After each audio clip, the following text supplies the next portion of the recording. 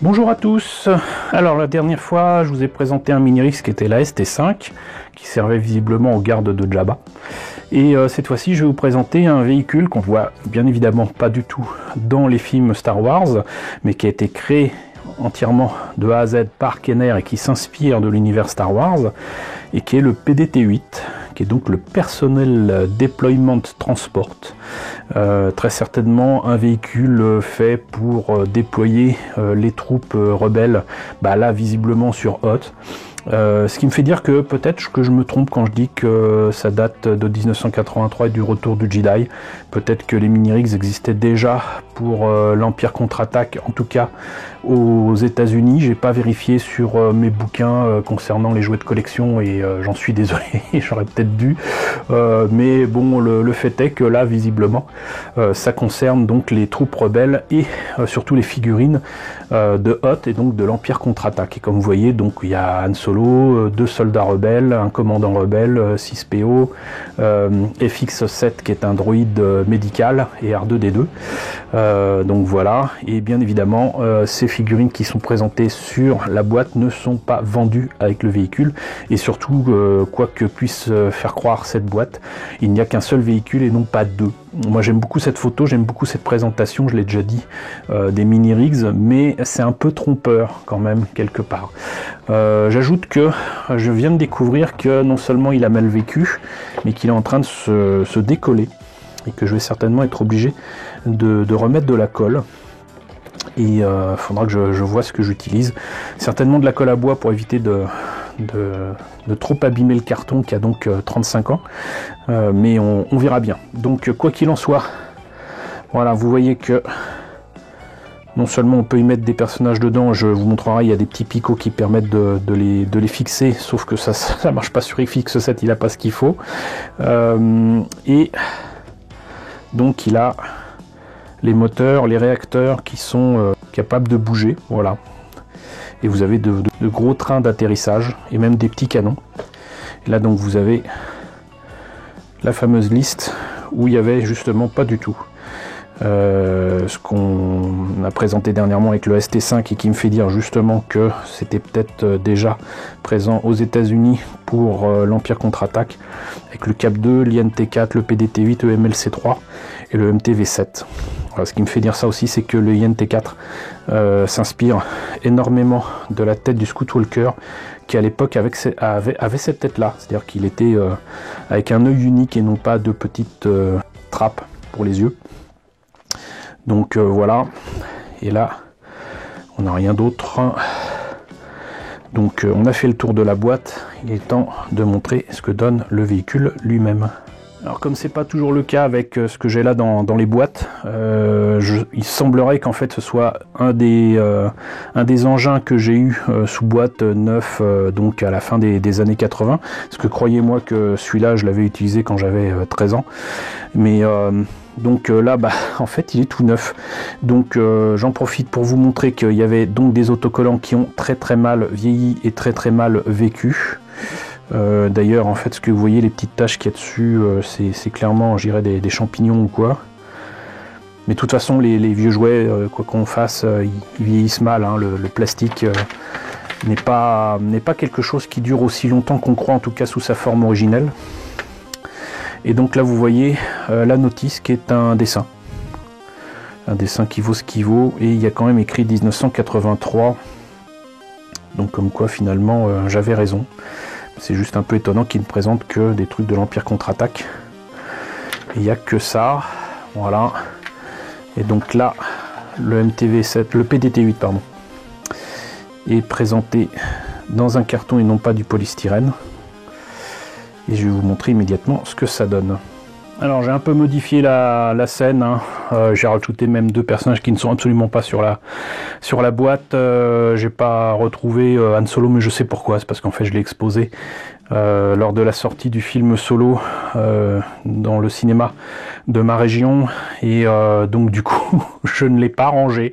Voilà, il est encore dans un carton avec le reste des objets que j'ai exposés là-bas, et donc du coup voilà, vous vous retrouvez avec 6PO, la princesse Leia, Luke FX7, le commandant rebelle, le soldat rebelle, et un petit Power Droid qui est un échappé de la première collection de la Guerre étoiles qui avait été sorti bien avant l'Empire contre-attaque, un petit robot et un petit droïde que j'aime bien, même si il est peu ressemblant à ce qu'on voit dans le film.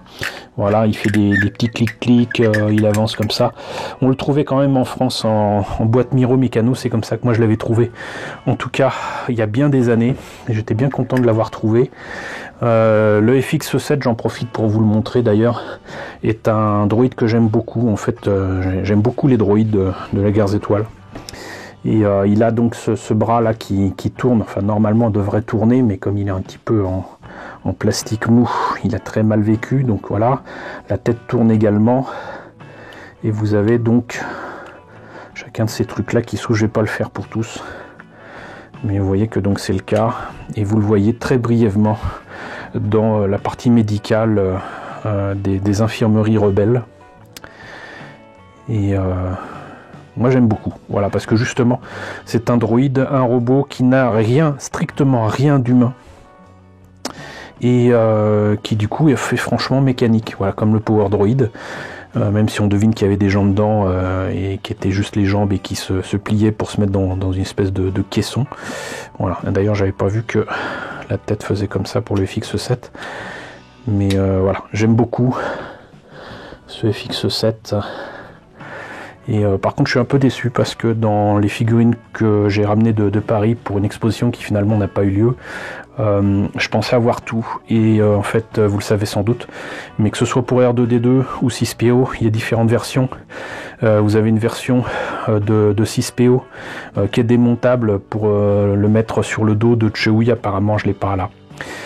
Et pour R2D2 vous avez au moins 3 versions différentes que là j'ai absolument pas retrouvé. Vous avez la première version de la Guerre étoiles, ensuite vous avez une version Empire contre-attaque avec une petite antenne qui sort de la tête, et une troisième version en fait qui reprend le R2D2 sur la barge de Jabba, où il balance l'épée de Luke pour sortir tous ses amis d'une sale situation. Donc voilà, je suis un peu déçu parce que très clairement j'ai pas tout avec moi. Bon, on a fait le tour des figurines. Maintenant on va voir ce que donne le véhicule, et désolé je ne mettrai pas les autocollants puisque de toute façon ils ont tellement mal vécu qu'ils ne collent plus.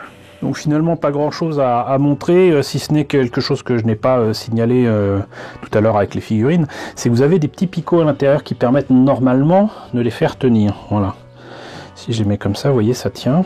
Et j'ai enlevé la princesse Leia que j'ai eu beaucoup de mal d'ailleurs à mettre dedans, et j'espère que la caméra va pouvoir filmer ça. Vous avez donc un petit picot en plastique à l'intérieur, hop, qui permet de tenir les personnages, parce que en fait comme la plupart des jouets vous avez des petits trous sous les pieds qui leur permettent de tenir debout normalement, avec le socle qui va bien. Et vous voyez donc vous avez pas des escaliers, mais voilà, ça s'ouvre par devant pour permettre de descendre.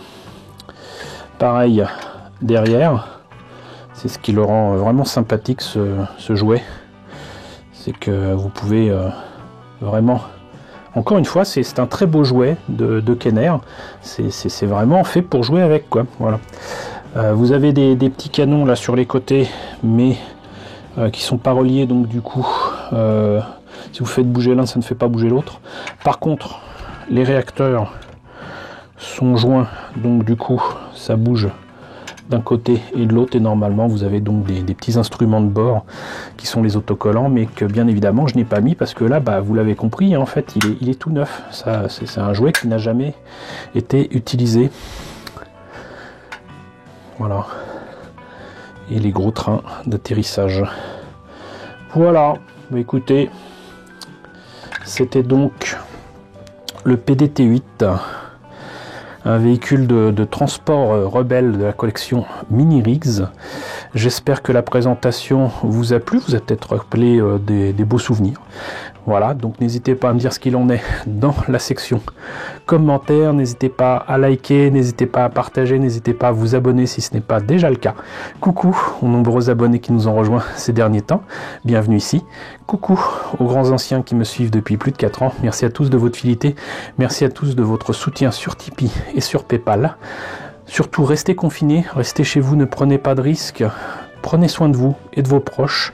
Je vous laisse avec le générique de fin avec les contributeurs de la chaîne et je vous dis donc à très bientôt pour la présentation de nouveaux mini-rigs Star Wars.